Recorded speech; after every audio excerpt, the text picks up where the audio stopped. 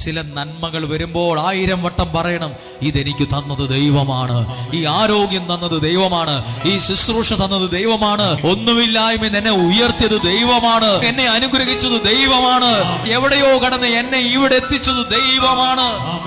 എന്നാണോ ഇതൊരാൾ മറക്കുന്നത്, അന്ന് അയാൾ തോൽക്കാൻ തുടങ്ങും. എന്നാണോ ഇത് ഞാൻ വലിയ പുള്ളിയാണ്, എന്റെ കഴിവാ, എന്റെ ഭാഗ്യവാ എന്ന് കരുതുന്നിടത്താണ് ഒരാൾ പതുക്കെ തോക്കാൻ തുടങ്ങുന്നത്. എന്നൊക്കെയാണോ ദൈവത്തെ ഉയർത്തുന്നത്, അന്ന് മുതൽ അയാൾക്ക് വേണ്ടതൊക്കെയും ദൈവം കൊടുത്ത് അനുഗ്രഹിക്കാൻ തുടങ്ങും. യേശു ഒരു വള്ളത്തിലോട്ട് കയറിയില്ലേ? യേശു ഒരു വള്ളത്തിലേക്ക് കയറിയപ്പം അവിടെ അവർക്കുണ്ടായത് നേട്ടമാണ്, നഷ്ടമല്ല. ദൈവത്തിന്റെ വചനം നീ കേൾക്കുമ്പോൾ നിനക്ക് നഷ്ടമല്ല. ചിലര് പറയുന്നത് ഇതൊക്കെ ഒരു നഷ്ടക്കച്ചവടം എന്ന് പറയുന്നത് കേട്ടിട്ടില്ലേ? അല്ല, നഷ്ടക്കച്ചവടമൊന്നുമല്ല. ചിലരൊക്കെ ആവേശത്തിൽ പറയും, എനിക്ക് ഇതിനൊക്കെ എവിടാ സമയം, എനിക്ക് നേരെ നിൽക്കാൻ പോലും സമയമില്ല, പിന്നെയാണോ എനിക്ക്